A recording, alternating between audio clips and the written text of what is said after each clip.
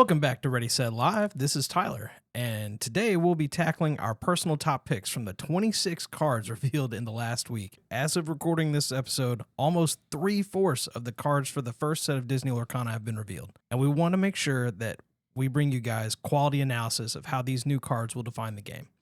Note that these choices are our personal picks, and while we enjoy this game, we are not experts on what the meta will be like come August 18th. Before we get into it, please remember to like and share the content, as well as subscribe to the channel. Every bit of support helps grow the channel and bring new content to listeners like you. This episode is also sponsored by Texarkana Podcast Studio. Wanting to start your very own podcast or voice web series? Well, Texarkana Podcast Studio is the place for you. Whether it's true crime, sports, murder mystery, or a fun card game you want to talk about with your friends, Texarkana Podcast Studio is here for all of your recording needs. Check out the link in the description below to schedule your first session today. Texarkana Podcast Studio, where your voice is heard. Ready, set, draw!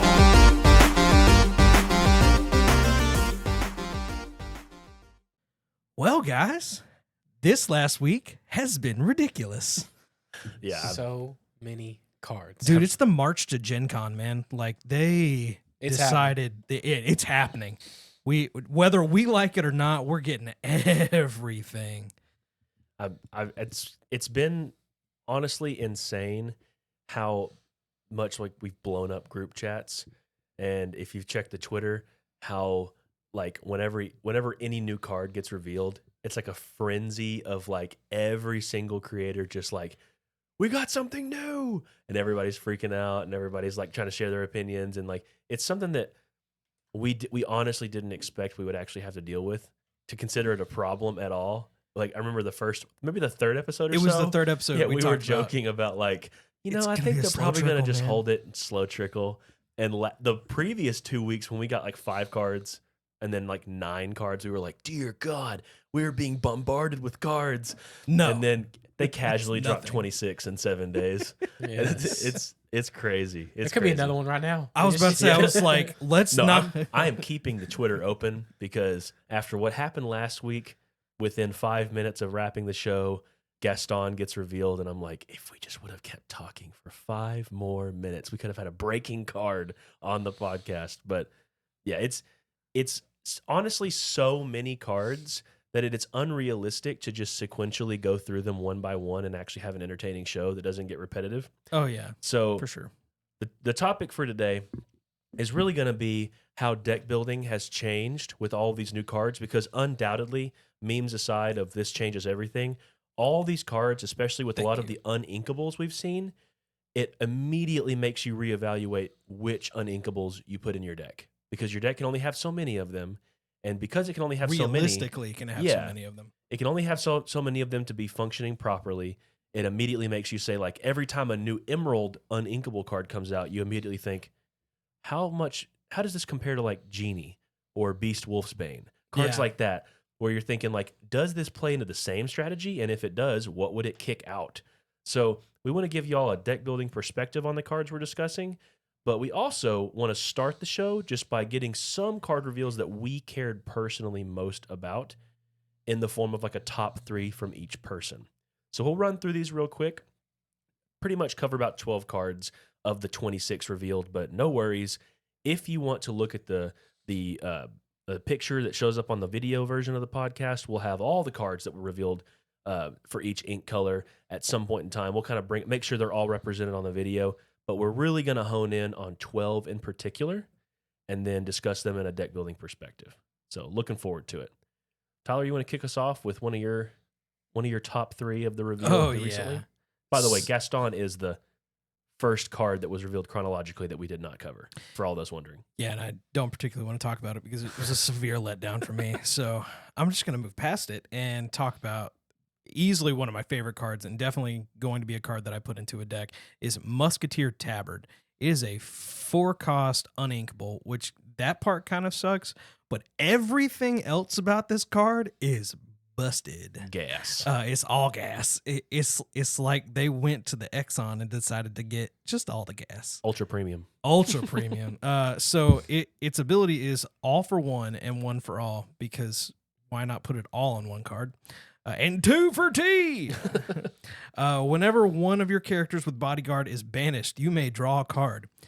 Just a note, if you have multiples of these on the battlefield, it procs every time. So That it will happens. see one bodyguard. If you have 3 of them on the battlefield, you're drawing 3 cards. Yeah. It's so good. In testing recently, there were 2 played against me. Oh yeah, I And love it. Every time I knocked out one of those Simba child protective cubs, he drew 2 cards, and it immediately made me reevaluate if I even wanted to bother. You hurt the because- children's, and he made you Yeah, pay for it. It honestly lost me the game that I decided to get rid of the first Simba because he had played out his hand, and I really just needed to listen to my own lesson and just quest away and let him do the trading, because I went ahead and said, you know what? I really don't want you to like value trade me, I guess. So I'll go ahead and just use this Aurora to get rid of that Simba just to get it out of the way. And then that opened the floodgates because the next 2 cards he drew were both Tinkerbells. Oh my And it ended things. So yeah, it's you don't want to swing into bodyguards, but sometimes it's a necessity. But overall, I love this card. It's so much. Such a good card. It's definitely one of the top uninkables in Steel. I think it contends with Grab Your Sword depending on your strategy. That's one of the nice things about it is it's not every deck that's going to have it. It Mhm. just depends on your bodyguard count. How many you have, they'll actually trigger this. So it's an uninkable, which we always say is like, there's only a certain amount of slots you really want to devote to that in a deck. I'll devote 4 to And- this. Exactly. This would be the in your only strategy, the only if you uninkable have I'm dropping X number 4 of in the bodyguards, whatever that number ends up being, you go, oh, well, I'm going to run 2 to 4 of these. I mean, depending on Easily. how many you What's have. your number? On how many of these? Yeah. I mean, if I'm No. a bodyguard dot deck, I'm running No, all I mean 4. I mean like, what's your bodyguard count that you would say I need to strongly consider maxing out on Musketeer I think tabards? maxing out. Yeah, playing 4 of. What's the number for you? Probably 12. 12 bodyguards? Yeah, I think at 8 you run 2. So you're saying 3 unique bodyguards at 4 of, that's enough for you to Yeah, run 4? I think 12. I think 12 is enough to say your percentage of the deck, 12 plus these 4, you're almost at Mm-hmm. 50% of your deck is bodyguard related, Yeah. you know? No, I So- agree with that. So Yeah. I think to max it out at 4. Now, Mhm. I think if you hit 8, toss 2 in these in for draw power. Yeah, That's I mean, something. because I think that's still enough, especially if it's stuff like lower, like Simbas and lower across because body cards, it's even better. At 10, because honestly, with only 8 bodyguards and throwing 2 of these in, you're only looking at about a sixth of your deck. It's like a tiny engine yeah, in your it's deck, a not very- the whole focus. It's a very small engine, but it's a usable deck, or it's a usable engine in there. And you know me, I'm all about my value train. Yeah.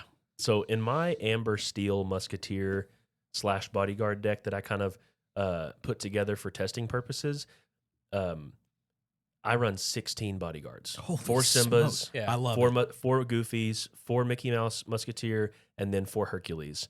Which that's And- even better. I just Yeah. said minimum. Yeah, now, yeah. So I feel like I'm just getting so That's much bread. 20 cards devoted, counting the 4. Yeah, and it It's a- works. So it's It is a- 50% of your yeah, deck. That's yeah. something. It is. It's something with bodyguard to keep in mind though, is like if everyone's a bodyguard, then no one's a bodyguard. But that deck also specializes in like having super value lore batteries that you want to stick behind them, like your Mickey Mouse True Friend and your Kristoff. Is Lilo in that deck? Lilo is not just because of uninkable Okay. count. I had to grab your sword in Tinkerbell Gotcha. situation. Gotcha. But that would be a card I would strongly consider if I want to bump up the uninkable count. That would be the one I would add. Sadly, it may be weird, Tyler, and Alex and Anthony, tell me if I'm making a grave mistake here. The presence of Musketeer Tabard and the lack of other card draw in the game, this card in its uninkable status, more often than not, especially in that bodyguard deck, has me cutting Fire the Cannons. Oh, yeah. Like I'm could could definitely Captain see Hook. that. I'm just like, you know what? I have Grab Your Swords. I'm devoting to the board anyways. I don't really worry about early board contesting that much because they're gonna have to deal with me and We've I have gotten Tinkerbell.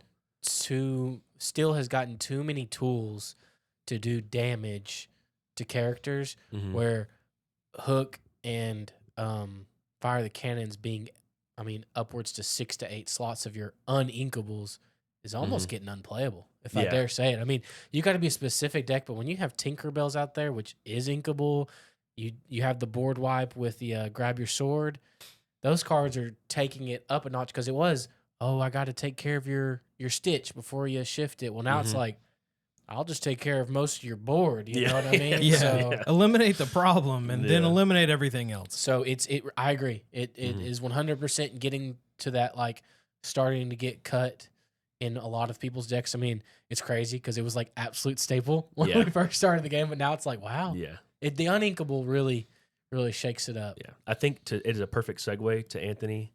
One of your top 3 that is also a steel card that got revealed today. It's it's quite the beauty of a card. Okay, so a whole new world. It's an action song, uninkable, 5 cost, and it says a character with cost 5 or more can sing this song for free. And it says each player discards their hand and draws 7 cards. Yes, Oh, we talked about this in our previous. It was the episode. It was with, it was the last episode with Has Sugi. has that dropped yet? Yes. Yeah, no, I it mean did. like it was ours, but it wasn't his. Correct. Yes, you're right. yeah. You're right. It was Okay. ours. Emerald Ink. It was ours. Okay. The Emerald Ink episode will drop by the time this episode drops. Okay, Oh, awesome. sick. Yeah. Okay, cool. Yeah, so we talked about that.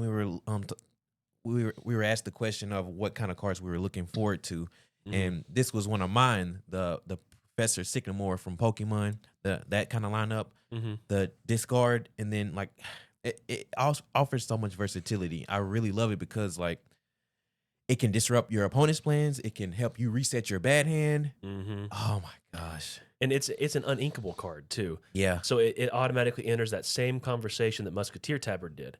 But uniquely, I think a whole new world shines in the other kind of deck that Musketeer Tabard doesn't. So like Musketeer Tabard, you want that critical mass of bodyguards. Bodyguard heavy decks aren't necessarily going to be super aggressive. So the thing is, whenever you build a super aggressive deck in Lorcana, you can already assume that you can already assume that basically you are going to be dumping your hand really quickly. And if you know you're going to be dumping your hand quickly with a bunch of low-cost stuff, let's call it like a Steel Amber deck that's not Musketeer-based. Right. Because we know we're eventually going to get there.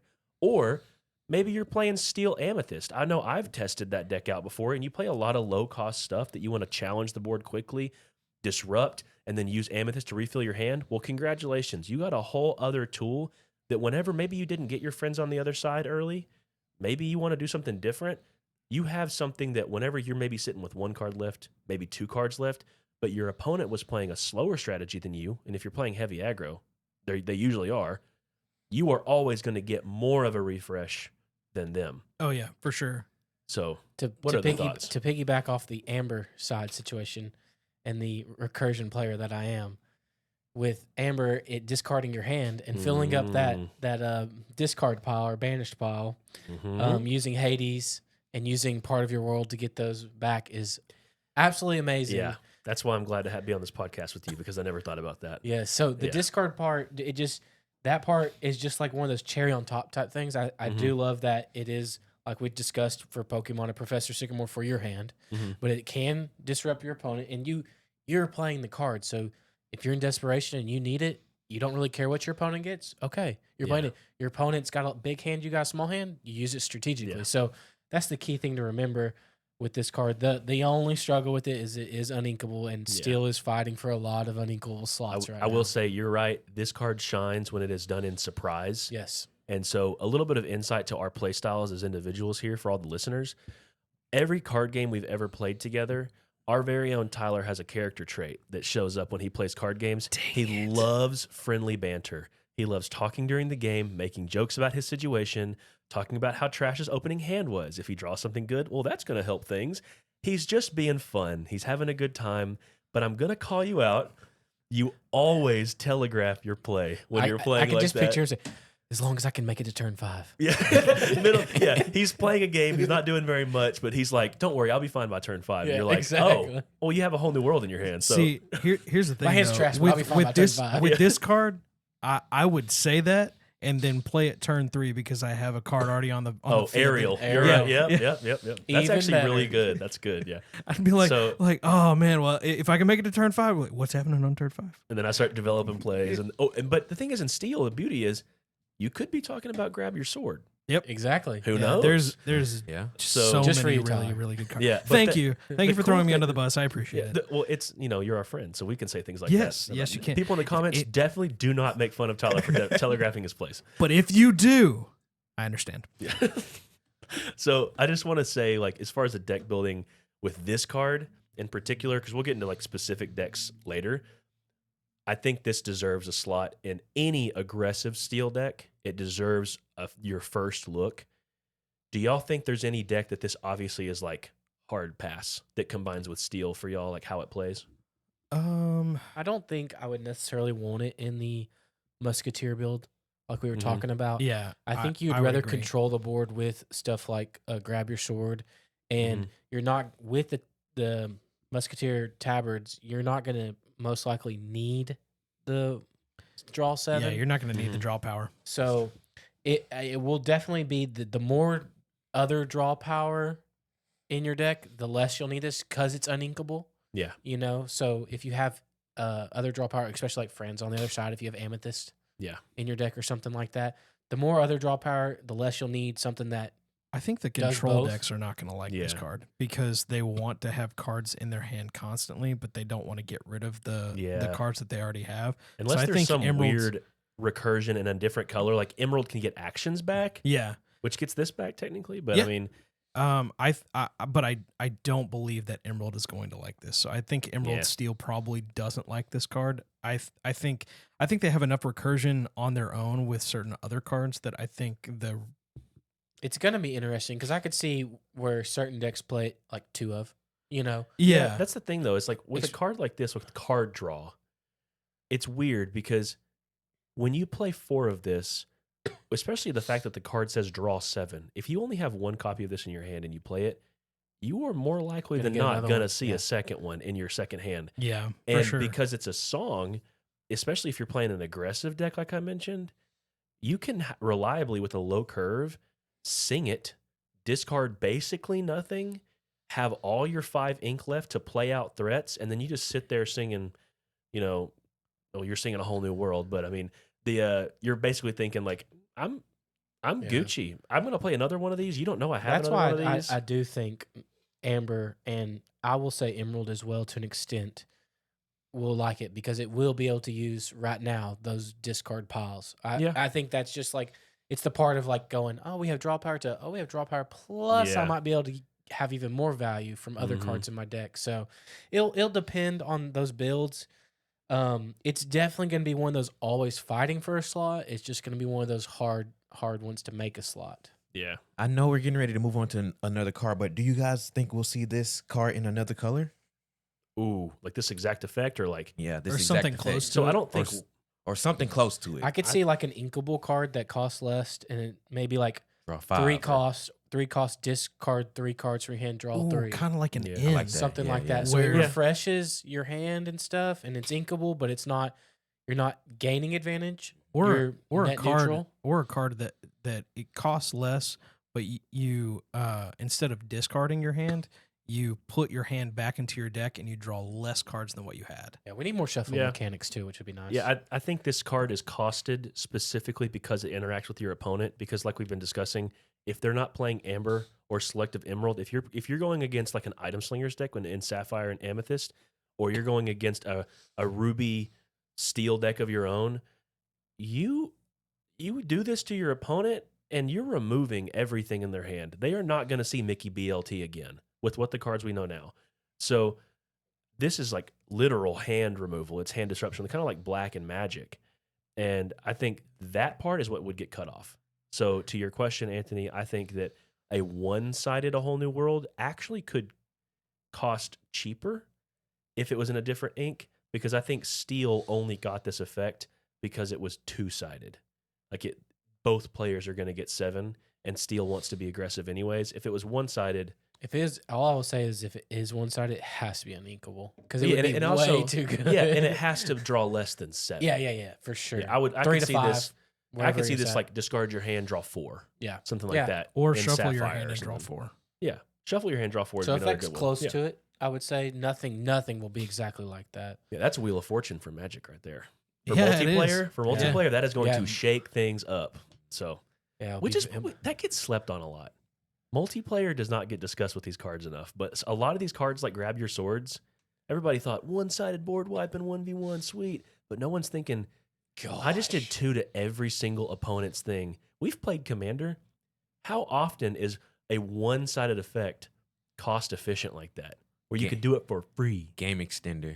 Yeah. You're thinking the game's about to end. Oh my gosh. Yeah, one-sided is crazy. Yeah. Absolutely It's like crazy. a cyclonic rift. Well, looks like Maybe my not Saturday that, is ruined. but just put all y'all stuff in your hand, and I'm gonna Yeah. keep playing. Oh Yeah, my gosh, in Lorcana that'd be crazy. Yeah. Just don't play Ink Destruction, please. Please don't do Cyclonic Rift in this game. That's just bad. All right, so I guess we'll segue into our next card, and I'm gonna start off with another steel card. Mm. I'm gonna save my best one for last, in my Oh. opinion. Okay, So okay. listen around. Maybe Oh, you'll find yeah, out what maybe it you'll is. Take your guess now for what Alex's favorite card is. So my first one is gonna be Hans 13th in line, which is pretty crazy. He's a 4-cost inkable 3/3 that can quest for 2 lore. His ability is Stage a Little Accident. Whenever this character quests, you may deal 1 damage to chosen character. And is also an incredible musician. For those of you who got that reference, good for you.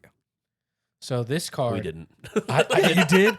Don't You even did? start I with did me. not. I did I not. did not. Oh my gosh. You Hans did. Zimmer. Oh. Wow. Okay. I You didn't went know, there okay. with that. I wasn't even thinking that. I wasn't thinking composer with his title I was name. thinking, wow, this thing can quest and deal damage. Great musician. So once again, still proving to get another control-y card and more damage, which Mm. to me is absolutely insane. And that it can quest for 2 is awesome. I mean, this card, it's in my mind, this card pushes the threshold pretty hard for 4-cost inkables because Mhm. it being able to do multiple things at once is just kind of crazy. I mean, there's It's not a whole really lot of good. things that do that besides like support characters, but you're still using someone else. Yeah. So this is really going to be good. Aggro is proving to get hit against a lot now. I mean, Yeah. it's definitely going to Only be in steel, though. That's Yeah. the thing. Like, aggro just has to watch the meta, essentially, as Exactly. it unfolds. so. Steel is definitely proven to be that more control-y, damage-centric color, and Mhm. I don't know. I really like this card. I don't know. I just think it's very high up there. I would have expected, if you would have told me everything about this card, but not the lore count, I would have guessed it was 1 lore. Exactly. Yeah. But it's 2. So you're So telling you're me wanting to quest. you basically have a Kristoff, but for 1 extra ink, I get payoff when I quest. That is immediately slotting into those decks, like I was mentioning before we started recording, like about like lore batteries hiding behind bodyguards. That sucker's going in a bodyguard. Yeah, because he's hiding behind the perfect. bodyguards and he's pinging the little. Yes, it is perfect. So 1 damage may not be a kill. Sometimes it is, but usually by turn 4, those are kind of handled. I would say with 1 damage for him at turn 4 in the game, what it does is it makes your trades way more efficient because it takes that threshold of like, I need to be able to handle 4 willpower, like a Goofy is out or something. Maybe I have something that can deal 3 damage like a Smash, but that's not going to handle Goofy. Well, he quests on turn 4, and then you play Smash. Now you've handled the Goofy. Kind of in the same aspect, the card that we talk about a lot, Grab Your Sword. Yes. 2 to everything, and this is the little finisher just to, Mm-hmm. oh, I did 2 all your stuff, and then I'll. And you know he'll probably be able to quest on the turn that you play Grab Your Sword, That's whether what I'm you saying, sing it yeah. or not. Yeah. Exactly. So he will be that way to get a little bit more damage. I mean, he would kill or banish one on the other side of the board, Mhm. if you were playing a mirror match with steel decks. Yeah. That 3 threshold is a number that's getting easier and easier to get to, which is Mhm. showing that 4 is kind of very important Yeah. now. It's real strong. The stats are a little weak for a 4-drop, but it's not obscenely weak. I mean, you really compare it to even in Sapphire, what typically has strong lore counts. Like, I can't believe this card is steel. Sapphire has this exact card with no text, and it has 1 more willpower, and it's Maleficent Sinister Visitor. That rarity, though. Yeah, this is what is a super rare. Yeah, it's a super oh rare. my gosh. Hans Well, got a yeah. super rare, everybody. Yeah, Hans has 2 cards revealed, and they're both nuts. What do you know? The thing is with this guy, before anybody else, I'll open the floor to y'all to say whatever you want about this. I love that this card is introducing persistent damage, kind of like Tinkerbell has on a condition you already want to do. If this was like when it banishes something deal 1, I'd be like, okay, great, another card that cares about challenging. But you want to quest in this game. That's what you have to do to win.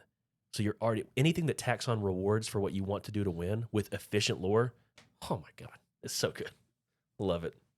Yeah, I honestly think that it's a great card. I think just kind of like what you said, the fact that it has 2 lore and on that body, it just seemed very, I wouldn't say out of place, although it does kind of feel out of place, whereas the expectation, The damage is all that keeps it in place. Yeah, I you was know? just like, okay, 4, that makes sense. 3/3, that also makes sense. Ability makes sense. So 1 lore, right? Oh, 2 Duh. lore. What? pushed. That's what it is. What rarity are you? Oh, super rare. Okay, never mind. That makes sense. Yeah. It all checks out once you look at the bottom. Yep. So I actually think, I mentioned this on Twitter. This card, I know it's not exactly the same, but it functions very similarly to the support mechanic in that when you use support, you grant your strength to something else so that you can quest, and you grant your strength to something else so that it can finish the job. This guy gets to quest and then grants that 1 damage technically to something else. But what's better than this than support even is like you get to like do this without having to have a second body. But I'm going to segue that to my favorite, one of my top 3, I'll say, favorite cards revealed thus far. Something in testing that I've been really loving is the Scepter of Arendelle. It is a 1-cost inkable sapphire item. And it says Command is its ability. It can exert, and chosen character gains support this turn. So, one of the beautiful things, and I'm going to let this segue to Tyler's card. We don't have to talk about this long. It's a cheap item, helps with aerial, helps with any item strategy. It's inkable, so it's flexible at any point in the game. And support that is flexible towards what you put it on means that any character you have that has high lore value in Sapphire, which has plenty, immediately becomes busted. Like way too good. So my favorite target for this ability in testing is Tyler's next card for his top 3. Go ahead, Tyler. Wait, I want to Oh, talk you wanna about talk this a about little it? bit more. Okay. Okay, we're going to talk about your card in a second. You're good Take a because guess, I don't, folks, on what card that is. because I'm questioning whether or not we're going to be talking about the same card because Okay, so yeah, we are talking about the same card. Okay, Go ahead and good- say it good then, to- and we'll talk about this as Yeah, a we'll, whole. we'll talk Yeah. about it as a whole. It can be so, a discussion. So my easily one of my second favorite cards that has been released in this last week is Mama Mao, Maleficent Uninvited. She is a 5 inkable, which is cool. She's a 3/6, so that's a body. Beef. It's all the beef. 3 freaking lore. Mm-hmm. Holy cow. 3 lore and just a 5-drop. I mean, obviously, without talking about the other Hans that came out, because I mean, we talked a little bit about the other Hans, He's a 3 lore which battery. is three lore battery. But that 3/6, it's so much body on the back end. Like, yeah. Read that flavor text. it's probably my favorite part about this card. She had no invitation and needed no introduction. Beautiful. But yeah, no, it works. Gosh, it works really As well. a pair, they're both very They're good. very, very So what were you good. going to share about Scepter of Arendelle? So Scepter of Arendelle, and I want to say the classification of these cards. I really enjoy the item cards that are granting keyword abilities. Yes. In For every sure. single ink, I think we kind of speculated in other episodes what it would be. I never once thought they were going to give support to something Yeah. like that, and like how y'all are talking about anything that just naturally wants to quest no matter what. Why not tack on support? It's gravy. It's gravy. Yeah. I mean, the Maleficent is great. I mean, so many I anything think that this quests for combined 3 with- lore, it's great. I don't care Yeah. if you add it on to a Moana and she only gives one Mm-hmm. strength somewhere else. Holy cow, that's still good. That's a But game changer. that right there, combined with the Hans that we just ended up talking about, it's questing Oh, yeah. for the 1 to deal 1 And and, it's then giving support. support to A something 3. else. Yep. That's so good. That's power. That's Yeah. I love cards like the Scepter that are good early and late game because Scepter can be good to just fill in your turn as a 1 ink card. It's really easy to weave in the early turns. So let's say you're on turn 4, but you have a 3-drop and a Scepter. you feel pretty good about playing both because you know that Scepter not only is going to give that 3 cost a little more oomph, it's also something that, like, maybe you had a different 1 cost. You need to do the Scepter later. It's an item. It can use its ability immediately. So you can use the Scepter as surprise factor. You have a board established and a Scepter in hand. They start questing because they know nothing on their side. You would have to like double challenge. God forbid you have to double challenge to get rid of their something. Well, now you don't. Exactly. I have a Scepter and it was cheap. And even, I mean, item decks are going crazy over this too. I mean, Dude. even with Maurice himself, I mean, he's a 2/7, so he's still got that big old willpower as that's well. still So two. he quests for 2 lore. I mean, you don't want to leave him open because you want him to draw your cards for you, but it will draw a card. You can literally use it the turn you play it, and then give Maurice support. Let Maurice give his support. I mean, there's just so many things that it can do. It's just it's gonna be in a lot of decks. Sapphire Steel, low-key, really good. Yeah. Sapphire Steel's getting really, really strong. It's a starter deck, so I imagine that some of these cards are going to have some synergy Yeah, for sure. in there, especially the vanillas. Oh, yeah. I expect the vanillas to really be prevalent in the starter decks. So it's But good Mama stuff. Mal, man. Mama Mal's it's a great card. It really is. Combined with everything else, it is very solid. So Ant, All right. what you got for us, bud? So another card. Is there another mother coming here? Mother Knows Best. There is another mother. Action song, 3 cost, uninkable. A character with cost 3 or more can sing this song for free, and its effect is return chosen character to their player's hand. So half of Genie. Ooh. Half of Genie, and I think it is. I It's think a it reinforces solid my card. opinion that Genie is really cracked because if you take away this 3 cost and Emerald away from an Emerald Genie, that tells me that for playing a 6 cost Genie, minus the effect of Mother Knows Best from him, you still got a 3 cost 3/4 evasive that quests for 2. That's nuts. So yeah, I'm a big fan of just this standalone though. I mean, what do you, Anthony, with this effect, do you think this effect creates do you think this effect slows the game down more enough to warrant playing it over like small removal or like the other uninkables and stuff? Like, how much do you think this slows down the game in its presence? I don't know, because I wasn't even really thinking about it in that way. I was thinking about it, you can use it on something that you want to play again. You know? Oh yeah. Yeah. Dang, using Genie's other effect. Yeah. Again. Yeah. That's ink investment, but I mean, yeah, dang. It's worth I thought about it it. in terms of just pure offense. Yeah, I look at it as tempo. Mhm. I Yeah. mean, this being a song is the big key thing. I mean, Mhm. an action is one thing if you were just paying 3, but being able to sing it and play it for free and, like you're saying, bounce something of your own that you want to Mhm. reuse, because there's tons of effects we'd love to reuse. Oh, yeah, for Yeah. Or sure. bouncing one of your opponents. I mean, this is like, just think about if this is later game and you're bouncing like a 6 cost back to the hand, a 7 cost. That Mhm. is brutal. I think about this in terms of Emerald decks that want to see this. It's not the ideal target to sing this, but it's certainly not a bad target.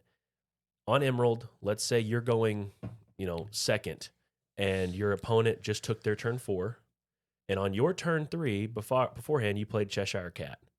That's exactly you what I was usually thinking want to of. quest with Cheshire Cat because he's got the 2-piece, but with Mother Knows Best, you can sing with Cheshire, return their 4 cost they just played to their hand, and then still have your own ink to play your own 4 cost, pretty much time walking them and setting them back a whole turn. Yeah. All it cost you was the 2 lore potential from Cheshire. There are technically better targets to sing with this, I think.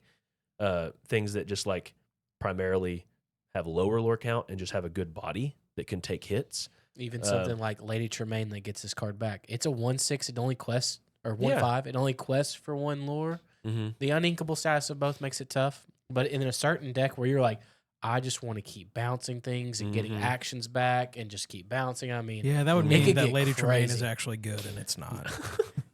it only gets better as more actions come Yeah. out. That's going to be my statement Yeah. forever on it. Well, Because if that's the case, should we talk about the fact that there's already a card? Well, yeah, there is a card they spoiled called basically Lady Tremaine's exact ability. Do it it's again. better. It's a 3 cost You uninkable. know what's even funnier about It- that? Lady Tremaine is on the card. Yeah, it's that card will replace Lady Tremaine in a lot of situations, but I will stand firm on Yes, she's not good for her stats.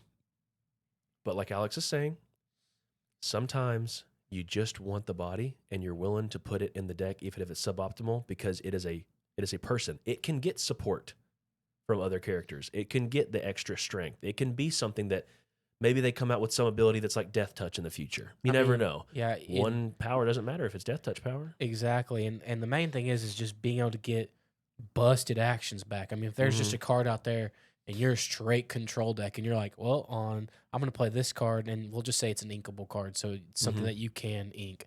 But you can just, I'll play it and I'll do this to you.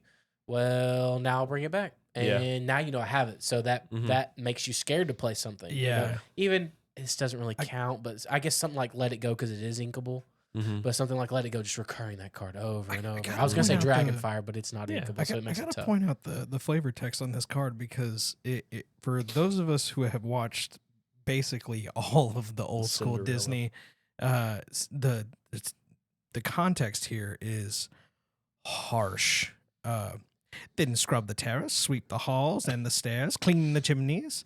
And of course, there's the mending and the sewing and the laundry. It's just a freaking long list of every chore. I'm pretty sure it has the storybook separator on the card. If you look at for those watching the video podcast, there is like different lines that separate the action of the text. It's the storybook. The storybook line indicates that was the actual words spoken in the story.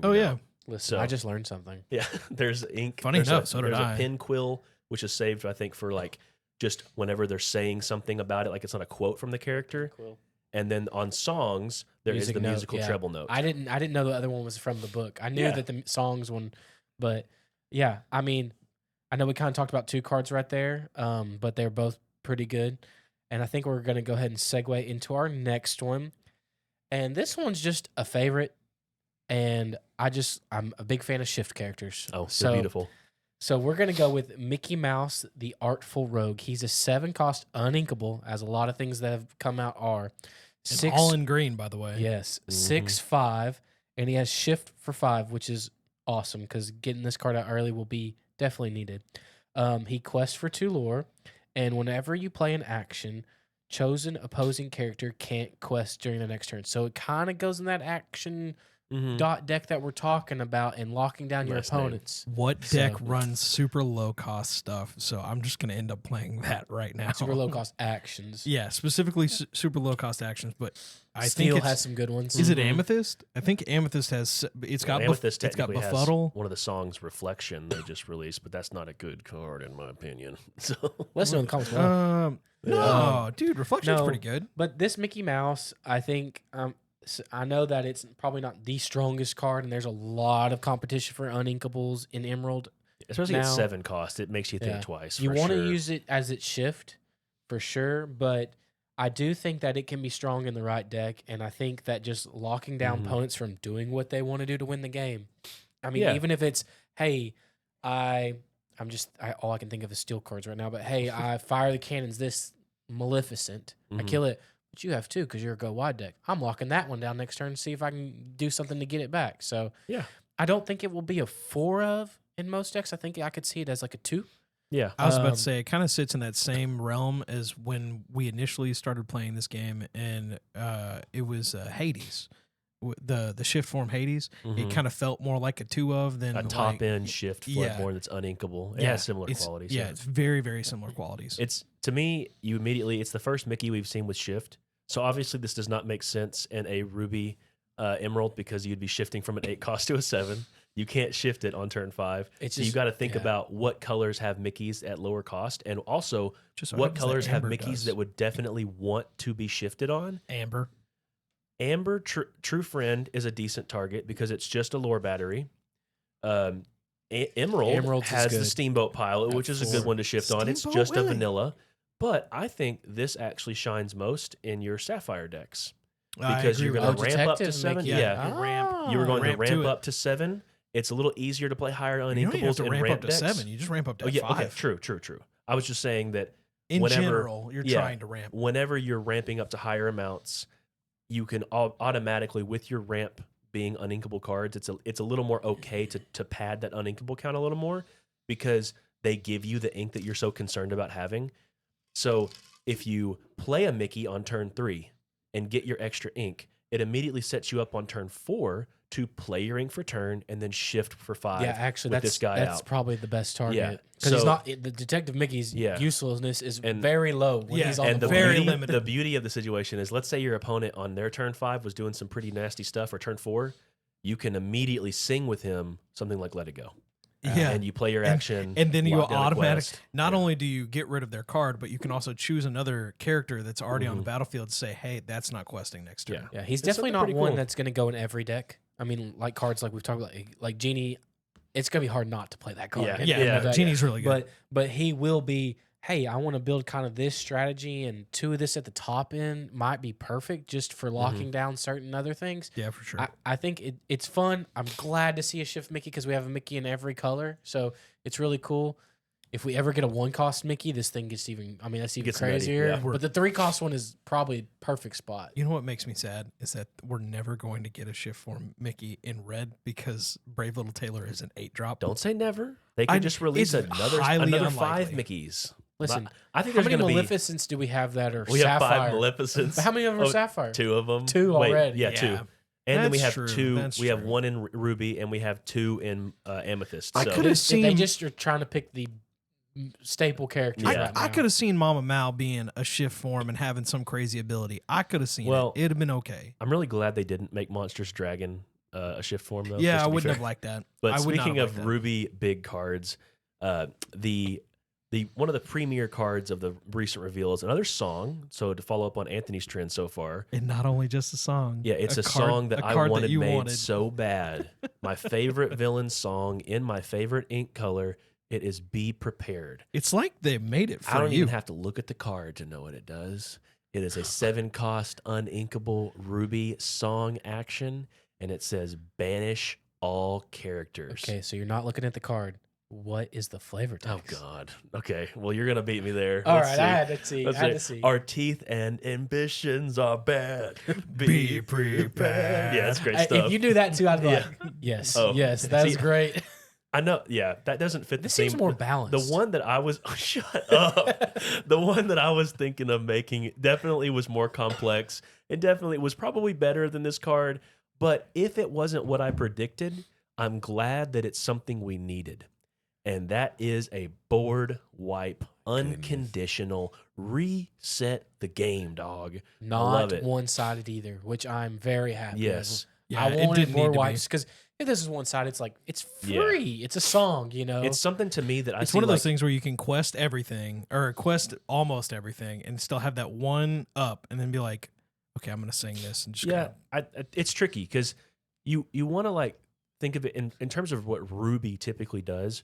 Ruby either floods the board with things that are hard to get rid of with evasive, or Ruby tries to ramp in association with Sapphire, and it tries its best to just hold on. So one thing that this card allows you to do in Ruby without the necessity of steal, this card lets you ramp to a target that isn't just, hey, I ramped up to 7 and I played an Aladdin Heroic Outlaw. What are you going to do? And they're like, I'll quest because I can just do that. And you're not really scaring me by making me lose 2 lore. I already have 7 lore on board represented, you know? This lets you say, you better get your job done before I get a 7-cost character or 7 ink.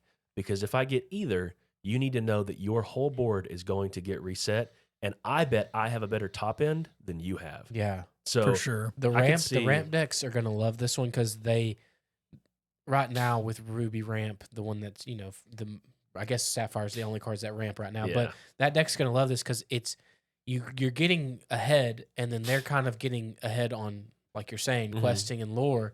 Well, this is the ultimate resetter, and Yeah. then after this, you drop your Aladdin, and then you're Yeah. like, all right, start questing, and I mean, Yeah. you're just gonna start taking things out. And- It's definitely much needed top end for that. Yeah. I think too is whenever you think about it as a song, everybody's okay with playing 7 ink for this. Everybody's okay with that. Typically when you're ramping, if you get an ideal setup, no, I won't even say ideal. If you get a playable, you're satisfied with it ramp setup, you've typically played at least one jump ahead So you're satisfied and with your one care. Mickey. So if you've done that twice, it means you are 2 ink ahead of your opponent, which means you typically could play this on their turn 5.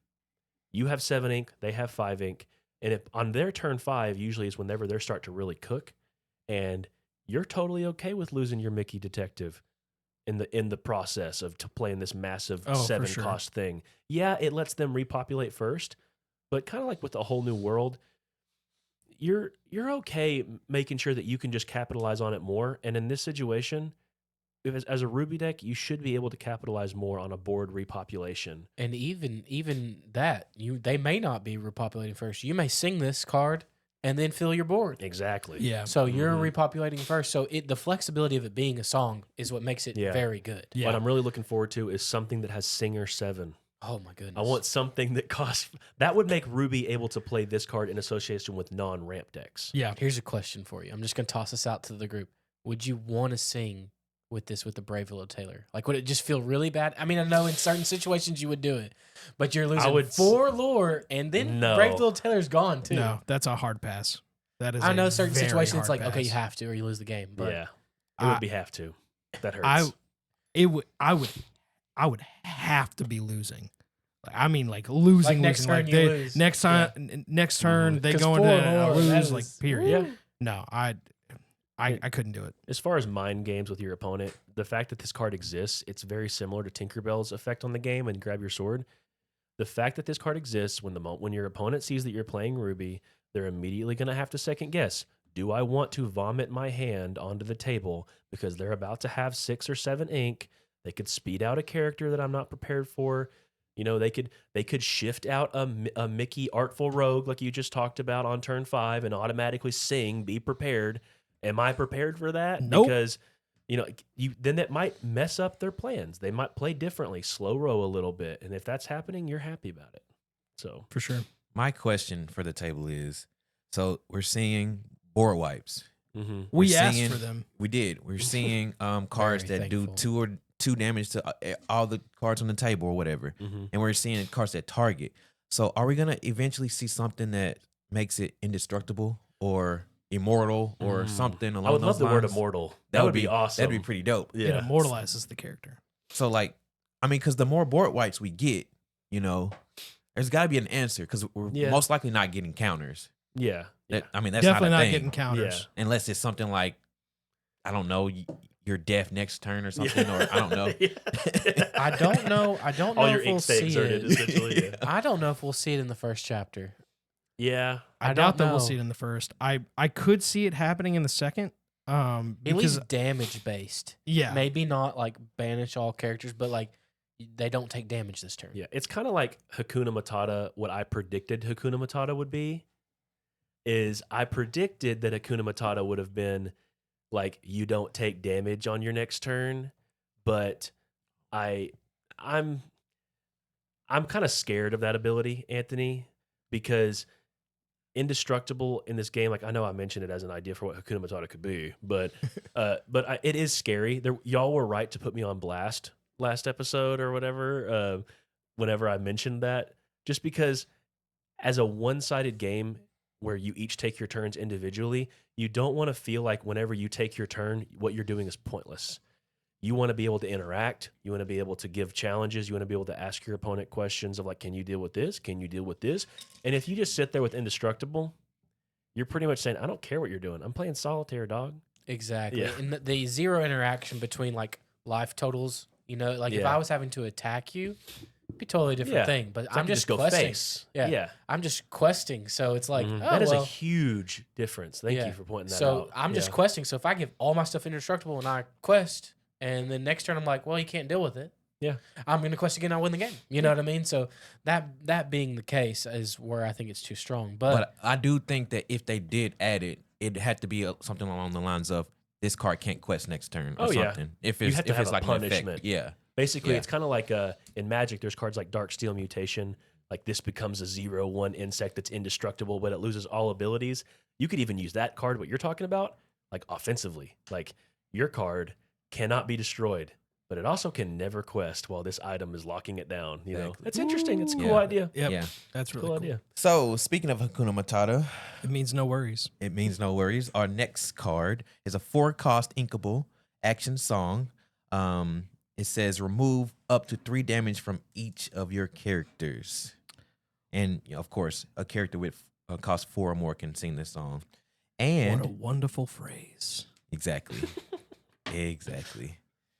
Yes. I don't like this card. I'll be honest. I don't. It's inkable.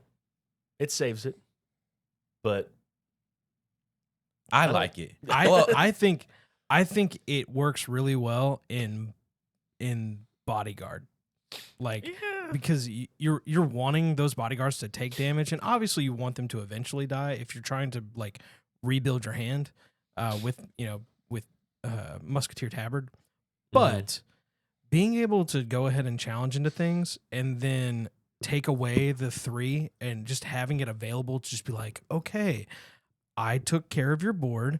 Now I'm going to go ahead and just wipe the slate clean a little bit. I gotcha. So it's used in your mind. It's used with you having all the initiative. You're doing purposeful damage to yourself, and Correct. then cleaning it. I Yeah. like that better because I do not like this card as a reactive card. No, it's not. So- it's not good as a reactive I card. know we've discussed these cards in the past, but like Dinglehopper, how that's been a card that's gone up for you. Yeah, Think about Dinglehopper and think about Coconut Baskets, but think about how it's a song. First off, it can be sung, so it can be basically By the played way, for free by Sebastian's- tapping your bodyguards. Sebastian sings this at 2. Yes, so which is nice. at turn 3, you can already sing this. But it's probably gonna be later. But It I is gonna be agree that later. it just like Coconut Baskets and just like Dinglehopper, I think most of those are something you're doing the damage to yourself, and then you're healing it off for your turn. So you're clearing. It's basically like you're clearing the board with all your bodyguards or whatever you want to, Yeah. and whatnot, and then you're healing it all off in one big heal. Yeah. I don't think it's amazing. Inkable saves it for sure, but I think it's definitely gonna have its home. You're selling me a little more with the offensive talk. I would say that the difference to bring up, just to play Dinglehopper's advocate here, the difference between Dinglehopper and Coconut Baskets in this card for me personally is Dinglehopper is super cheap and it can be played immediately, but it's also repeatable. Coconut Baskets is totally passive and it's repeatable. So I can see the value. They're technically needed in different decks because this is like burst healing, like for World of Warcraft they're terms, also- is AoE burst. But They're also individual. Like Dinglehopper and Coconut Baskets are very individualized. wide healing. This is So this is a late game card to me. Like it definitely and can Amber, I have yet to see Amber play a late game strategy. It's more of like a mid range strategy, and I like that it heals for 3. That's pretty cool, but I have yet to see in my own personal testing board states where I want to mass heal. It's usually like this is soaking up my damage, like bodyguards, for example. Yeah. This is soaking up my damage. This is taking all the hits and I'm healing it while everything else is questing. I don't love the idea of like, I'm going to clear your board with challenges and then heal it all up. That's pretty cool. I mean, you technically could have just played a board wipe if you had the colors for it. Amber doesn't, so it's Amber's brand of removal Yeah. is do the damage, heal it up. I would just But say I'm not a it's huge an fan of okay it. card. Yeah, It's an not okay. amazing, I but would it's not consider bad. this- Anthony, you're the one who picked it as one of your favorites. What's your mind gears cranking with this card? I'm kind of just thinking more along the lines of what Tyler and Alex said. Like, I'm doing something. I'm tagging all your stuff down, and then I'm I'm burst healing my stuff up. And I also think that you have to look at these cards not as of what's out right now, but Yeah. what's to come. True. Because Kind of like we what never Sugi know said what's last coming week. on out next, and any of these cards can be vastly better or worse. Honestly, well, I mean, it just depends on the Thank card. you for but- calling me out on that. I'll take my whips. I want to add to Anthony on this as another resident huge Lion King fan. The art on this card, It's freaking it sick. brings back so Yes. many feelings. I mean, them Yes. taken straight from the movie almost. The scene where this song, Juan is Diego Leon. hey, Hakuna. Hey, What I don't a know who win. you are, but hey, Matata. Juan, Hakuna what a win. Matata. Dum, dum. It means no worries. So I think you weren't singing a Lion King song, but I definitely want to hear what your next card is because it's from my other favorite movie. I would like to in point out Disney. that Ravensburger apparently listened to me because You this know is they what developed this card like I- 3 years ago, right? definitely not 3, but Yeah. for a while back. But They I maybe just- listened and said, "Huh." they were like, Mr. Miller, we heard you, and we And we already made the card. give you what you want. But no, so I think it was episode 3. I had mentioned the fact like, please, Ravensburger, whatever you do, give me a red Aladdin. Well, the jury is out. It has been judged. A lower and they cost red Aladdin. Yes. Yeah. Well, kind of. Yeah. Yes. So we got okay. So we've got Aladdin Street Rat, and it is a 3-drop inkable, which I like. It is a 2/2, and then it's got improvise. When you play this character, each opponent loses 1 lore, and it has 1 lore by itself. So, yeah, the Aladdin package is now available for every Ruby. single combination. Yeah. I freaking love it. I think it was inevitable because I'm pretty sure every shift character has a character in its same ink that you can Yeah. shift on. And I'm going back and looking, and that is correct Yeah. as of right now. So Yes. there's just no way I feel like they'd make a shift character unless it's just ultra busted or something. Mhm. A shift character that you couldn't already shift on top to in the Aladdin ink. by game. himself. Is I pretty good. personally am just really glad that they went this direction. If they're going to do a lore denial Aladdin, I'm really glad they just went ahead and made it cost a little more, but made it inkable and understated rather than the Rapunzel strategy of making it like pretty decent stats but uninkable. Because you don't care if you're going to shift it what its stats are. You know, you can maximize your on play effect, and then on the next turn you can shift it and move on with your life. I've been saying from the very beginning, I love effects like this, and more of these in the game, the better. Oh, yeah. And I kind of hope that it gets spread across a couple ink colors, maybe Yeah. not all of them. I think the Rapunzel definitely could have done 2 with Yeah. it being uninkable. And 6 cost. Yeah. So Yeah. being uninkable, it could have definitely done more, but I could definitely see where we get it doing more than just 1. But the more effective this, the better, because there's going to be some times where like you have no option, they're going to win no matter what, and draining 1 lore could be the thing Yeah. you need. I mean, This card, you could wipe someone completely out with the be prepared, Mhm. and all they need to do is drop 1 guy down and leave him up, and the next turn quest would Yeah. be nice to be like, well, mess up. you the got to do a math. little bit more. Yep. So that card effects like this cannot be understated how important they are for this game. It makes me happy. Honestly, it just makes me happy that we got a red low cost Aladdin to go with the shift form Mhm. Aladdin, because as much as I love red green, and I do, I absolutely love Ruby Emerald. I think it's a great color combination. I just want to be able to put Ruby in other things. Dang Yeah. it! It And feels I- bad when you're yeah. playing the heroic outlaw and you, and Yeah. you can't. Yeah, shift you it. can't I shift will it. say this too. As far Costs as the too much. Emerald combination with Aladdin previously, before this card came out, the Emerald Aladdin has Ward. So in my Emerald Ruby testing that I've been doing, I actually went 2 and 2 with this because I want 1 Aladdin. I don't want to overpopulate where I have more Aladdins to shift onto than I actually have to shift with. Right. But I also don't want to commit fully to just the Ward one.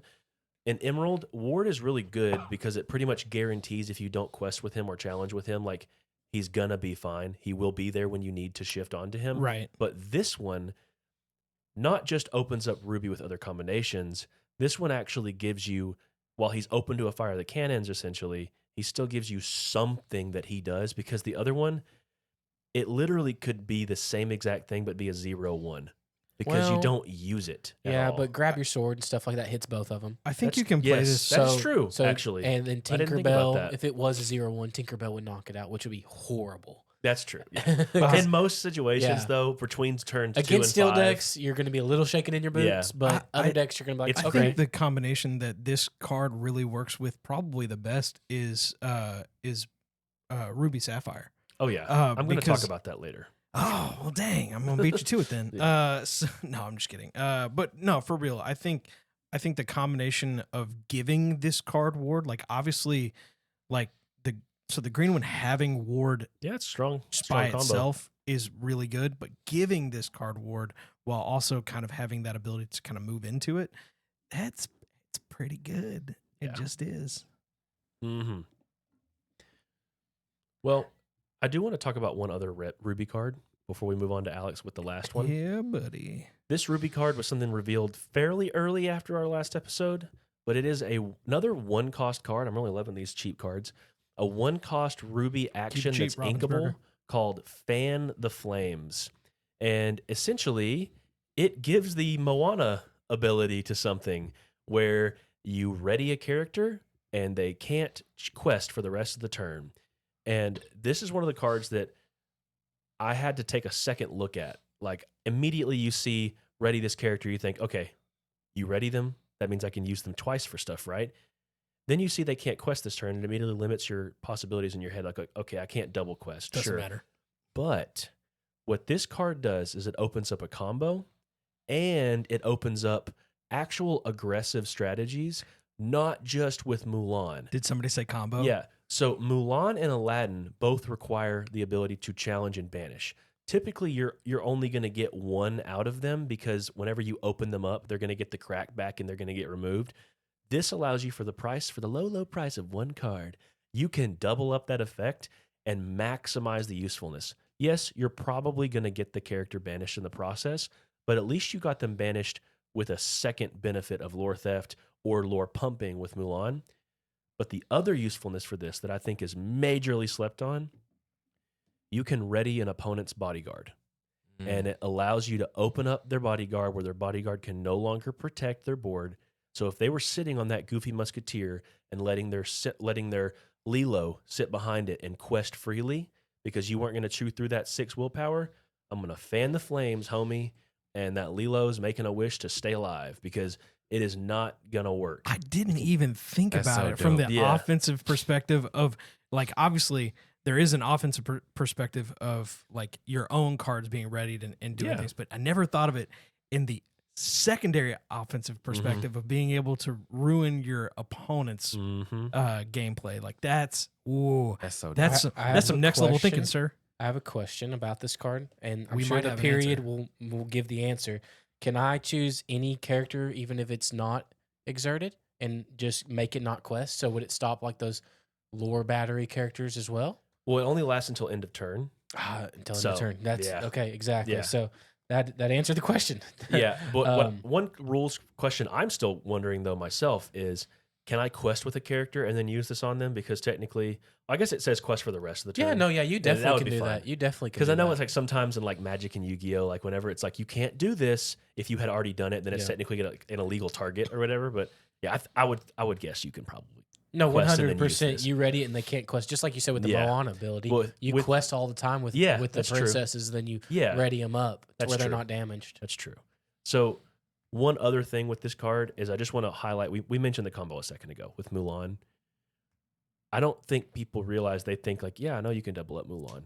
But the math, how that works is, It's gonna be really imagine if you could devote 2 cards and if they have just 2 characters on the opponent's board with 4 willpower or less, which is not that hard to see in the early game, you can just have one other character out and you've essentially created an extra 2 lore. Most characters are going to have 2 lore max at that point in the game.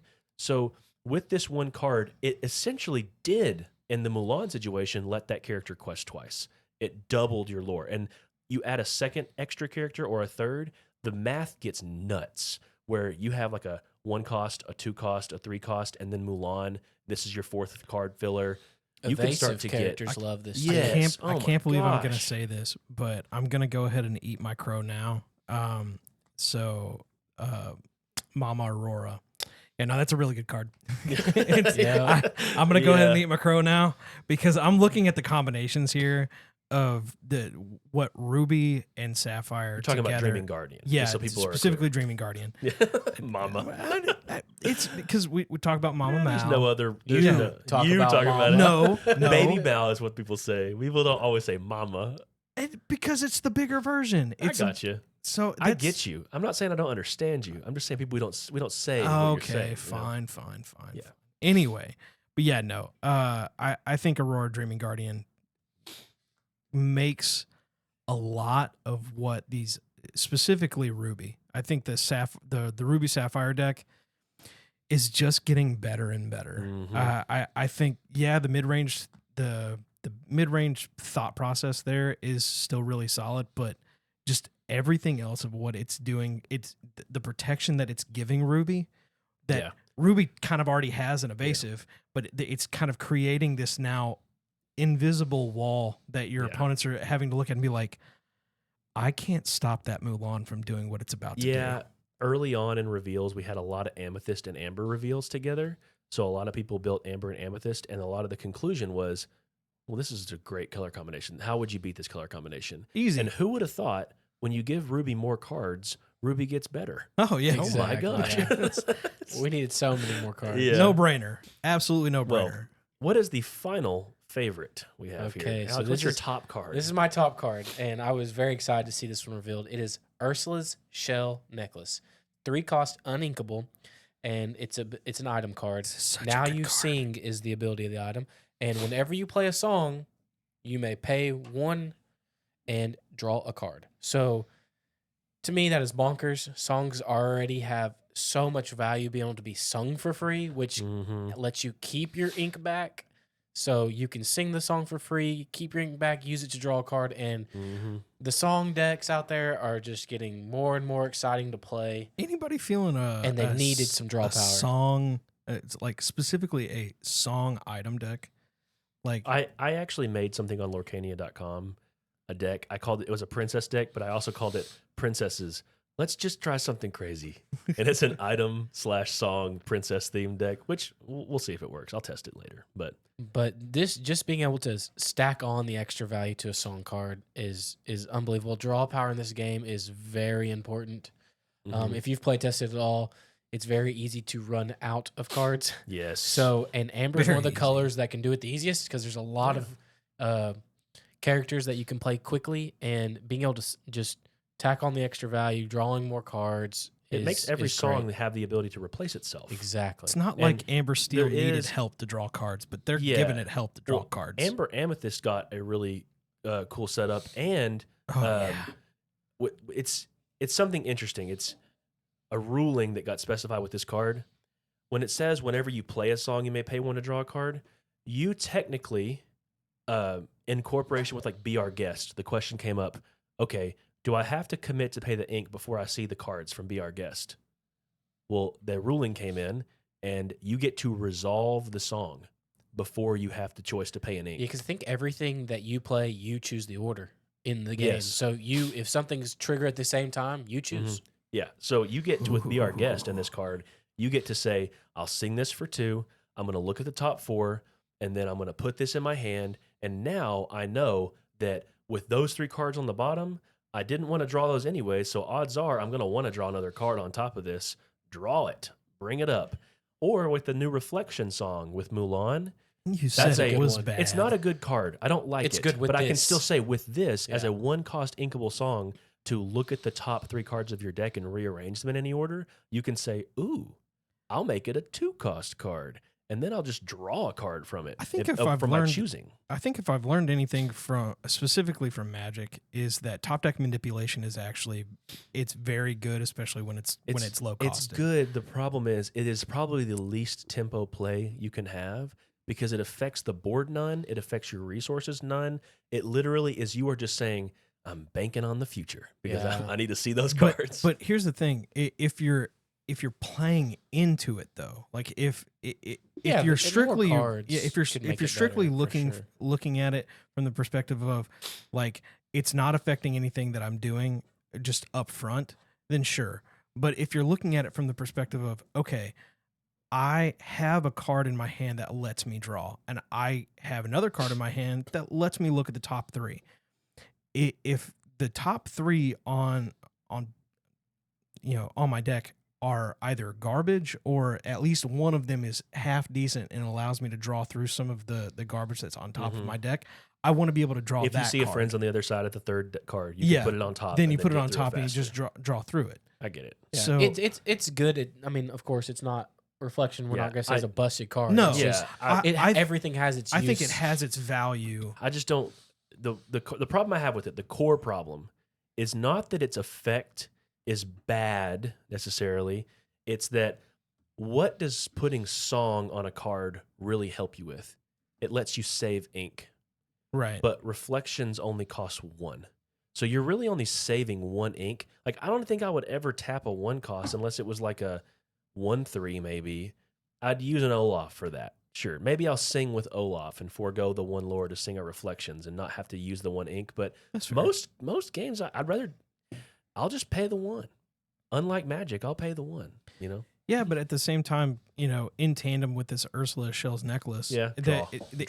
it's draw. Yeah. And on top of that, it's cheap draw. Yeah. Because you're only, if you sing the card, then you're leaving yourself open to be able to Yeah. pay the 1 into it. But at the same time, if you went ahead and paid the 1, you're only paying 2 to not only look at the top 3 cards of your deck, but to draw the one that you want. Well, I'm gonna ask the table the same question I kind of asked earlier about your Musketeer's Tabard.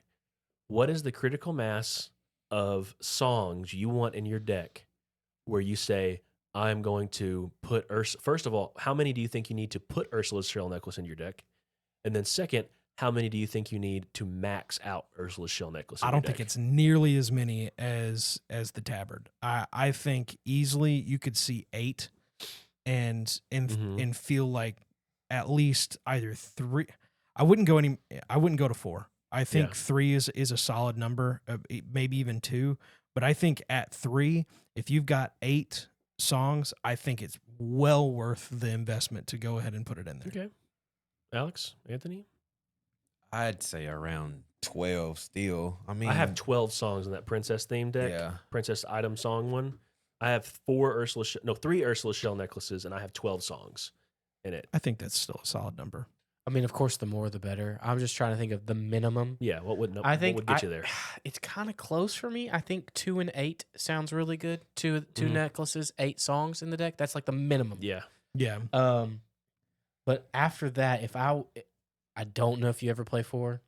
I don't think you it play depends 4. if you have the slots. If you have uninkable slots, you're like, yeah, go for I can it. toss another one Yeah. in. It's just getting harder to do that now. Shell necklaces will help you see I more think shell 3 necklaces. is the sweet spot number, and I think if you really want 3, I think it's got to be closer to 12. 10 Yeah. can maybe do it. maybe. 8, Yeah. I think 12 is might possible. actually be the number And- because you're devoting at least like a quarter of your deck to Yeah. Exactly. I think they're going to strictly- be close as Yeah. the Tabard. The Tabard, You we gotta- said 12 was for Yeah. 4. Mhm. I think 12, and you want 3 of these Yeah. for sure.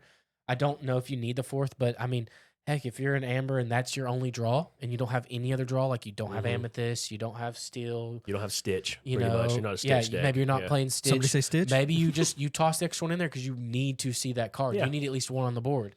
So depending on the deck, it definitely could be moved up The- to 4, but the 12 only- is the number for 3 to 4. Yeah, I think once you pass 12 and you get to the 16 range, that's when you Gravy. would put 4. Yeah, great. Just because you definitely want to see the shell necklace before you see a critical mass of yeah, songs. exactly. The way I thought about this card was, am I okay paying 3 ink to do nothing?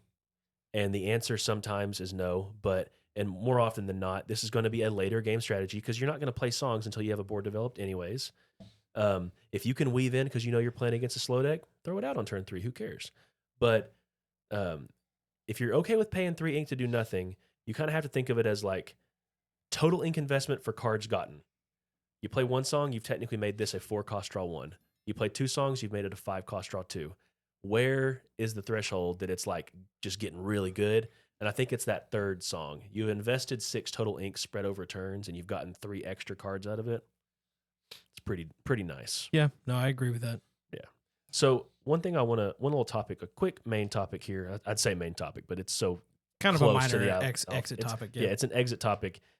As far as decks that were really, really helped by these reveals, there are plenty of cards that we did not bring up today, but a lot of them were just kind of felt a little less spicy for us as individuals. But what kind of strategies would you say got helped the most or hurt the most if you're thinking like what strategies got a big ding and like their viability in your opinion? Because sometimes a card comes out like whenever Grab Your Sword came out and you were like, oh crap. Yeah. All the Rockstar decks are going to be like, yikes, don't like that. So yeah, what decks Just because I kinda don't got like helped, it doesn't mean that I don't think it's and good. what decks kind of got hurt or either or in your opinion? Tyler, do you have one? Yeah. So I think the one deck that probably got the most help is the deck that I've been saying that I'm going to play since the beginning, and that's Amber Steel, specifically in Bodyguard Tribal.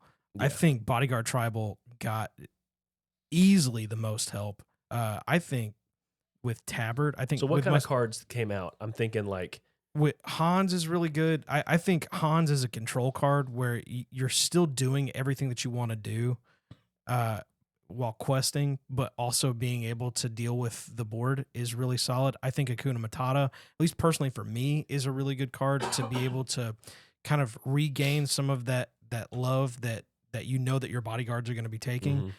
Tabard is literally one of the best cards that I've seen in this game Yes, thus far. it It's is very good. so good. I think the synergy. I think giving a bodyguard tribal deck a card that really helps it be its best was always going to be good. Same thing with princesses having their own like kind of semi princess tribal in Amber Sapphire. I think that's obviously, you know, that continues to get better as other cards get released. And to be fair too, as far as like the general deck ideas, I think a lot of steel decks got a huge boon this week with reveals, Yes. purely because they got Whole New World for mass draw if you're aggressive, or even if you're not playing Musketeers, you know that steel's going to get more bodyguards in the future. I would like to You point know, out So I think good now stuff. with A Whole New World, I think we're starting to look at the possibility that it's going to be possible to deck out. maybe Like if you're playing multiple, you'd have to commit. Yeah, but I think you could do it. I think it's slowly but surely becoming a real possibility that you could possibly deck yourself out and I wouldn't say relatively quickly, but I think it's getting much easier to do. Let us know in the comments. I'm not sure if I've seen an official rule about deck out. I know in the comprehensive rules they'll definitely bring this up, but I don't remember if in the quick start rules they mentioned a loss from deck out. I think if you are able to deck yourself out, you should In win. Lorcana, you win. Yeah, because you've made it to the end of the book. Oh, I guess. Yeah, but the story means that you lost. That's what the story says. Nah, okay, whatever. Well, I want to bring up one deck archetype that I think's gotten massively helped, and that is ramp decks in general. Oh gosh. Particularly, it helps those ramp decks bridge that mid-range gap. Like a lot of decks, with the way ramp decks were before, with like like when they didn't have Fan the Flames, when they didn't have Aladdin to help shift Heroic Outlaw earlier, when they didn't have things like Maleficent Uninvited to like be that turn 5 lore battery threat. When they didn't have those, ramp decks struggled not only against aggro, but also against mid-range decks because both of those Right. archetypes were technically too fast for ramp. Ramp needed late game to be viable. And since the game has slowed down by the presence of board wipes with Be Prepared, by the presence of like 3 lore characters earlier on in the game, Yeah. it lets them start to say Tinkerbell like, just being a yeah, thing. I played my 2 ramp spells on turns 2 and 3, and now I'm ready to start clocking you. I'm good now. Like I can start putting threats down earlier than I had before. And to follow them up, I have even heavier threats. So go ahead and remove these. Don't worry about the stuff coming after. It makes things way more viable to like use ramp as a strategy. And early on, I was scared of playing Mickey Mouse at 4, detective at least, and 4 one jump ahead, and then adding more uninkables. I'm actually kind of toning back that rhetoric a little bit. Like one jump ahead and Mickey Mouse, I don't want to top deck them. That's a problem. But we're seeing top deck happen less often with more card draw. And I definitely am okay with the idea of thinking like, they got you the ink you cared about, so you're good. Don't worry Yeah. about them being uninkable quite as much. So No, I agree. For me, I think I'm going to go the opposite way. I think the biggest loser right now is aggro. I think we got a lot I think it got of hurt control a lot. pieces in the past 2 weeks. yeah, Even with little things like the Aladdin we talk about, slowing down aggro by draining one from their opponent or taking one away. Stuff, I mean, the removal like Be Prepared, wiping the board, and other things. Well, Just you've the technically- Hans pinging for one. There's just Yeah. multiple cards that control has gotten more and more and more of yeah. that has made where aggro is just going to keep getting slowed down. Aggro does have a lot. They got a lot real early on with a lot of these like Lilos and the Baby Maleficent that we keep referencing. Both of those are still great cards, But control and mid range and long game are both getting a lot of weapons, and aggro is definitely getting hurt a lot by these weapons. Yeah. I think the only good thing with aggro is the fact that aggro has a combination that not many other decks have, and that's Stitch Rockstar. I Mhm. think the low to the ground decks are where you're going to see a lot of like smaller things. I think Stitch Rockstar makes those aggro decks just a little bit better because as need much as him. because you need him, he becomes a Mhm. necessity. He's not a okay. Well, I guess if I have to fit him in there, then fine. No, he becomes. This is the card this is the setup that's going to get me That's- to the late game. That's kind of my problem with it, though, Yeah. is he is the need. They need You almost something have to else. mulligan for him. They like, need hard. something Yeah. else, though, because, I mean, right now, he shifts on top of a 2-cost Stitch. Well, Swords takes care of that, right? Mhm. Another thing is, if he is your need, the opponent knows that. Yeah. Oh, for sure. So, I mean, the more and more games you started Yeah. playtesting, the more times Fire the Cans came off on Stitch. The more Yeah. times everything else happened. So, Every him time. being the known threat and the control decks go, Yeah. well, I got this one-off Dragonfire. I know exactly where I'm putting it. I'm going to Yeah. hold it in my hand until you play that Stitch. Mhm. You're going to play him, and I'm going to pop it. I Yeah. mean, so Yeah. they need something else to help them a little bit, I think. I don't know what it is yet. We got our board wipes. We got a lot of the damage we were saying that needs to be in the game to stop them, but I think they need to have some sort of other, like you're saying, card advantage engine type thing, because they think just you could burn out do- fast. I Which, think you could do what a aggro. low to the ground bodyguard build where you have the bigger stuff is really kind of at 3, and then the other Just stuff that hyper aggressive. just going like super aggressive. Like the one thing that Yeah. that you want to see is just having Hercules at 3, and that's okay. Like Mhm. just something that protects it. You could play more uninkables in a build like that too, because you really would just be able to stop ink at 5. Yeah, because Something you're like that. you're cycling through the mass majority Yeah. of your just of those your builds stuff. need draw power more than anything. Yeah, I mean, I and- know we have the Tabard with the bodyguards. I know Stitch. I get with- worried that And with a card they'll like Be burn out Prepared too that's gonna fast. that's just gonna wipe the board, it banishes your bodyguards. yeah. Mhm. So You draw. you're going to draw from every single one of those bodyguards Valid that point. dies. Valid point. So like it's great. You wiped my board. I also just refueled my entire hand. So Exactly, and Or- I don't think aggro's a bad strategy now. I just think with all the reveals, it has taken it's a taken big a hit. massive hit. It's taken it a big has. hit. It's You still are good absolutely strategy. right. It's going to be what aggro is in every game. You're going to either win by turn 3, 4, 5, 6, or you're going to lose the game. Yeah. I mean, there's almost no comeback. They either get to the point where they can slow you down just enough to win, or you're going to just beat it really fast. Mhm. Awesome. So one deck that I think is getting gradually better is items. Honorable mention to break, and if it's not broke, so if it's they're- not broke, broke, don't fix it. So like we have not only did we get like items like Ursula's necklace and Musketeer's tabard, but we got these actions. Break Yeah. banishes a chosen item. If it's not broke, return an item from your discard to your hands. We're slowly just getting more and more things item wise, so that just adds to the item count to add to the item deck. I would say that Scepter of Arendelle, the card I brought up, was like the biggest boon to item slingers ever. Oh, for sure. Because the 2 cards people think about the most when they think about or technically 3 now when they think of items, Belle. Maurice. When she quests, Yeah. she reduced the cost of an item by 1. Not just making that free, also saying like I know I'm gonna quest. I want to, so I'm gonna go ahead and give my 2 strength to something else. Like you said, Maurice. He's going to quest to reduce the next cost of an item by 2, and to make it when I play an item I draw a card. If he's gonna quest, let me give his 2 strength somewhere else. And lastly, what's the most popular item synergy card that we all think about? Ariel. Yeah. She wants Easily to the quest best. because she's going to re-ready up. So all of the item central cards care about questing. So why not have a 1-cost And item support that helps with stacks, questing? doesn't it? So you don't want to you can't give support to a character that already has support. But if you give Ariel, who's at collector, the one on board support, and she quests again after she's readied from playing That part stacks. that part stacks. So hypothetically, let's say you have 2 scepters. She quests the This is first gonna time get because really you want to gross. get. She quests the first time because you want to get the lore out of it, and you want to get her ability to trigger. You spend 1 ink to play a scepter. She readies. You exert the scepter, give her support. She quests again. Give her 3 strength to something else. Play your second scepter. She readies up.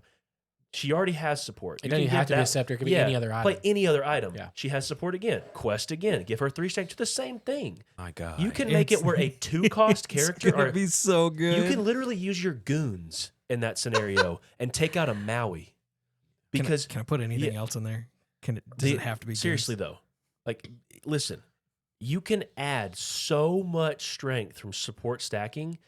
That aerial, like, oh my God, it's crazy. So yes, I wholly agree, Anthony. Items got a big bump. Banish is an item killer, but I don't think everyone's going to want a main deck break.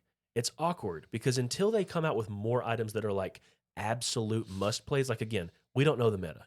We don't know what it's Right. going to settle out as, but that break is a card that you're like, okay, if Ariel's popping off, I'm main decking 4 breaks. Sure. And the beast. sure. You'll And throw the the beast. beast that Yeah, kills. beast is like better than And a that kind of break, comes technically. back into a different conversation that I would love to do a different video on is side decking. Like with the viability yeah. of it. I think I want to talk about that whenever we get a chance to talk about rotation too. Yeah, Just for sure. competitive viability of the game and stuff like we have that. so many good topics guys, coming there's for y'all. so many, Yeah, so so many Right great now topics. it's Carterville heavy, but Yeah. we know there's going to be a lull Thanks- after we get all the thanks, cards. Robinsburger, And, for giving us so many cards to yeah. talk about. And there's because, going to oh my be there's going to be goodness. so many good topics. We have so many saved and ready to roll. So y'all definitely Yeah. can be excited about the podcast. Honorable after mention all to these Prince reveals. Philip. Yeah, He's my and OG. I also do want to say that even though it is card reveal heavy right now, we are receptive to what the audience wants. We're trying to make the card reveal discussion a little more in depth and deck centric because we know that you already see the cards whenever you watch our YouTube posts. You already see the cards when you see our Twitter.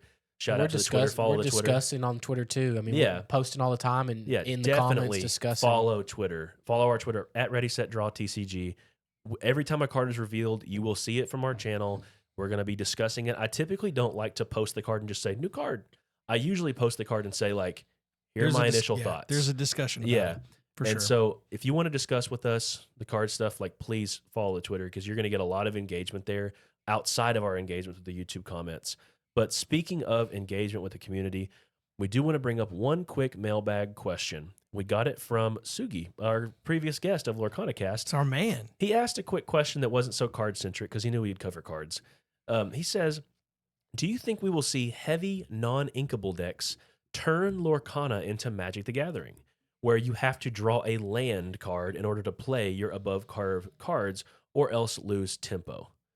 So he's thinking like as uninkable count builds, maybe people just play heavy uninkable decks and then just say like, I don't care about my inkable cards being a card. I care about them being a land because these uninkable cards are so much better. Right. So I am on team no. I don't think we're going to see that. And my biggest, I think it's a great question, Sugi, first off, because it definitely made us think about it a little Mhm. bit. But my initial thought is if you did that, you would not be on an even playing field in Lorcana. Yeah. In Magic, you're on an even playing field because everyone has that same issue. But in Magic, the absolute worst thing to me is getting mana screwed. And when Yeah. you're mana screwed and the whole table, especially in Commander, isn't, yeah. you're having a bad time. I wish that on nobody because Mhm. I always Oh, tell yeah. everybody, My and these guys greatest can enemy. attest to this 100%. And we all kind of feel this way. As long as our deck did everything and we lost, no one gets really salty anymore. I mean, I used to. we used to, but Don't get me now wrong. I'm like, long as I don't get Still. mana screwed, I don't really care. And then when you're building your deck to the point where that's an option, and the other people aren't, you're at a very disadvantage. Now, to your point, there also could be where the cards are just so strong where they balance for that.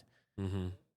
I don't think it will get that way because Ravensburger's really trying to balance the uninkables. I mean, they've tend to be, some of them are very good cards, but some of them are like recursion pieces. Yeah. And that they're doing that on purpose because if they were inkable, then you could recur it, Yeah. ink it if you needed it. Mhm. So they're definitely doing that on purpose. And some of the draw support has been And ramp. and ramp has It's a been lot of the- uninkable. A lot of like what I've noticed, because there's no true pattern to what's uninkable or not. Yeah. But what I've noticed, the pattern I can try and discern from it is a lot of the uninkable cards are either cards that are unfun to play against if paired with other strong strategies, and things that make your deck flow way too easily. Like it's those two checklists. But to the first point, they might not want you playing a bunch of ramp and a bunch of recursion all in the same deck. They might not want you playing Genie and Lady Tremaine in the same deck because they know that there's bouncing actions and that's also uninkable. Like they don't want you playing all of that in one deck because they know balance-wise is for an Emerald deck, it's not going to be fun to play against. So they want to kind of limit how much uninkable you can actually push. But if in Suki's scenario, I don't see the game getting to that point, but I do see the game as a critical mass of card draw cards come out. It's gonna get more uninkable. Like we're gonna build. To your point too, where you just kind of made me think of it. I'm playing devil's advocate to myself, Mhm. but ramp.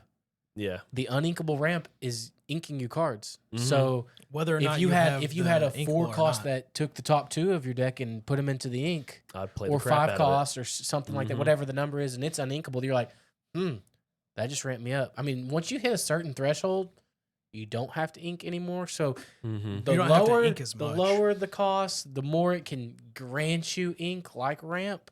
There's a scenario where anything can happen, Yeah. but I don't think we'll get there anytime soon. I think they want that to be the balancing act of this game. So kind of like the fact that we're not going to see Kingdom Hearts at least for a little bit. It's a meme. It's a meme at this point. Ready, set, live with Kingdom Hearts. Lorcana memes. If you were watching this, Yes. feel free to put something in the Yeah, comments. put Tyler below. and Anthony on blast for us. I do want to bring up one real quick. I'm glad I checked. Nick Gagalis did say one thing. However, I think we answered his question throughout the rest of the show. His question was, what appears to be an underrated color combination that recently got a great card or two? I think I can speak to like, other than like the ramp, the deck archetypes we talked about, in general, Emerald got a lot of new cards recently, but specifically Emerald got a lot of villains recently. So I think an archetype that did not exist before that exists now is Amber Emerald. Getting Hans, the green 3 lore character, it's getting gonna Duke be of Weaselton, getting that villain, getting what we see is like subtly villain support with like Stampede and Vicious Betrayal, like 2 bad action, not bad cards, but like evil action Fairly certain style you Emerald specifically cards. told me that Nothing Stampede super is not good. busted that we saw. Yeah, So that's but there kind are of your more underrated. villains. Yeah. Like it's underrated because Emerald Amber wasn't really a combination that ever really. I didn't see much of it, but now I with don't these think anybody cards- really saw much of it. Yeah, I think Sugi made a deck for it like early on, but other than that, like it wasn't. People when it aren't leaned mixing on it. just questing with Cheshire Cat. Yeah, pretty much. Yeah. So yeah, this is that's a combination that I'm like, this is definitely better than it was Yeah. before. I think it's going to be mostly Emerald because there's not there are There a were couple, 11 cards but before this week. Yeah, there's very few Amber villains besides Hades. It's just Hades. Yeah, it's literally. just Hades. So unless they show me more villains in Amber, I would say that it's going to be an Emerald deck with a splash of Amber, with a splash of Hades. Yeah, and speaking of villains, it's just Emerald Amethyst. Emerald has 4 villains now, and Amethyst has 5. So it's getting pretty Gross. good. You got plenty of villains cropping up for if you're not sure. going to use the Hades situation, you can still use other tribal stuff. But all right, that's going to wrap up the show. I think we had a really great discussion. Hopefully, you garnered It's been great. some input from our conversation on how it can affect your testing and your deck dreams you build up in your own mind. And just think, if we did every card, it would be double the amount of time this is right now. Oh, yeah. dude. We're sitting at an hour and a half, everybody. Maybe Yeah. even more. It Tyler, could have easily been. It Yeah. could have been a boat. Does anybody Sign have us any other thoughts before we wrap up? Nah. Nah, I think we're good. Thanks again, guys, for listening to Ready Set Live. If you could, like and share the content and subscribe to the channel, as well as hitting that notification bell for updates on when we post new content. Don't forget to leave a comment as we check for any questions that you guys might have, as well as things to add to our mailbag portion of the podcast. And who knows, maybe your question will be answered in the next episode. And thanks again to Texarkana Podcast Studio for their contribution in making this episode possible. As always, this is the crew from Ready Set Draw, ending our turn.